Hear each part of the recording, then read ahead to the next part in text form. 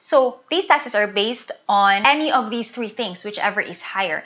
The zonal value, or the market value, this is found at the back of your tax declaration, or the selling price of on the deed of sale, again, whichever is higher.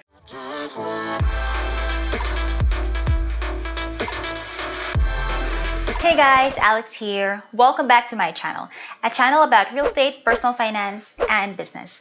In today's vlog, I will be sharing with you the real estate taxes and fees to be paid when buying a house in the Philippines, 2021 version. I already made a similar video a while back, but I decided to make an updated version. So, before anything else, please smash that like button for the YouTube algorithm and subscribe to my channel so that you will be notified if I have new videos like this one. When you own a property in the Philippines, whether it's a private listing or a pre-selling property, there are transfer taxes and fees that need to be paid. And it's important that you take note of these taxes and fees so that you can include this in your budget as you shop around and you look around for our properties. So for private listings, it will depend on the negotiation who will pay which taxes and fees. As for the transactions I've facilitated, it differs from client to client. So there are times when it's the buyer who shoulders all the taxes and fees. Other times it's 50-50, meaning buyer pays 50% and seller pays 50%. And in other times, it's the seller who shoulders the capital gains tax while the buyer shoulders the rest of the taxes and fees. So it will really depend again on the negotiation process. Now for pre-selling properties, the taxes and fees are already wrapped up in the total contract price.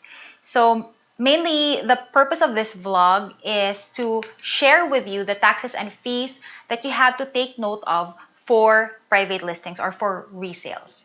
So what exactly are the taxes and fees that need to be paid when buying a house here in the Philippines? So first is the CGT, or the capital gains tax, at 6%.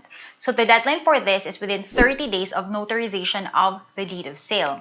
The next tax is the documentary stamps tax, or the DST, at 1.5%. So this needs to be filed within 5 days after the close of the month when the taxable document was made, signed, accepted, or transferred.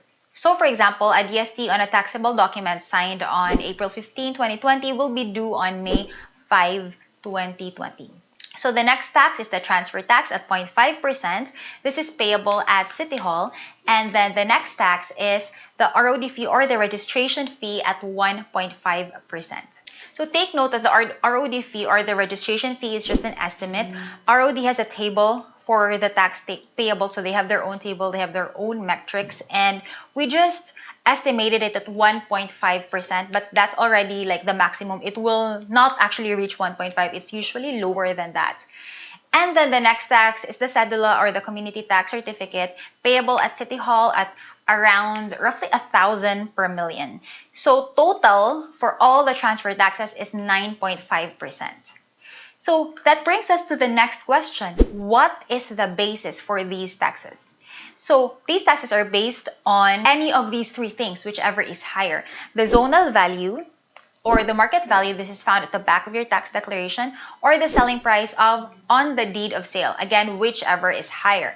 So for example, let's do a quick computation. If you bought a 1,000 square meter lot with the following values. So let's say the zonal value of the lot is 3,000 per square meter. You multiply it by the total lot area at 1,000 square meters. So that brings it to 3 million. So the zonal value then is 3 million. The market value, which can be seen at the tax declaration, let's say it's 2.8 million.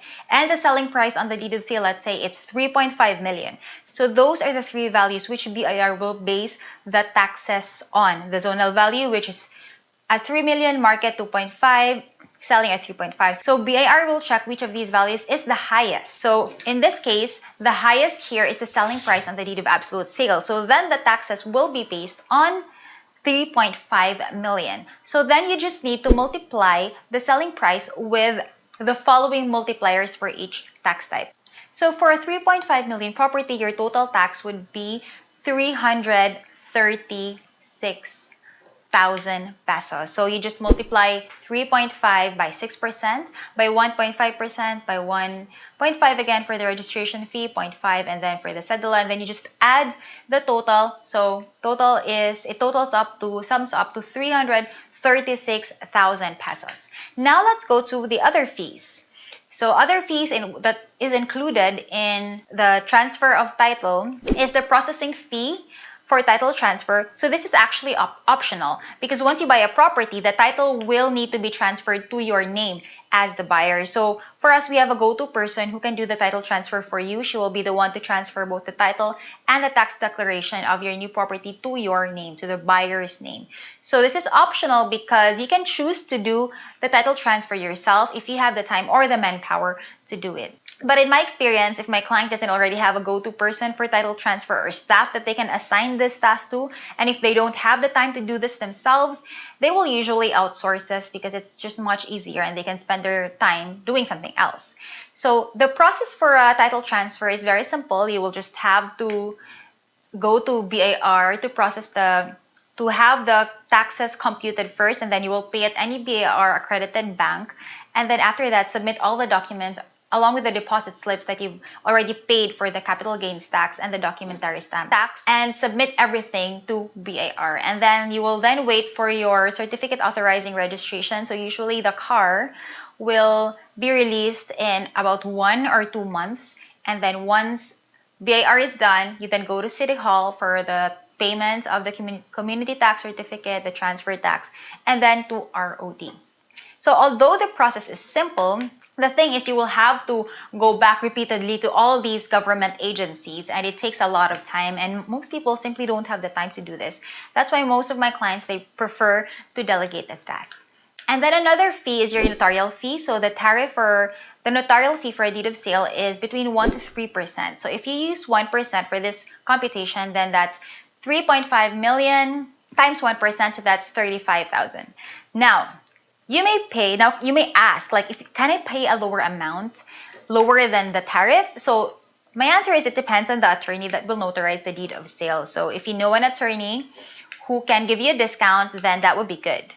And then another fee that you need to consider when buying a property are the bank fees. So if you're planning to get a property through bank financing, you will need to pay for bank fees. The estimate of this is around 1.5 to 2% of the total loanable amount. Now, we also have other fees as well, but these fees are payable usually by the seller. But I'll just include this quickly so that you as the buyer can really have a full list of all the fees and taxes that need to be considered when buying a property.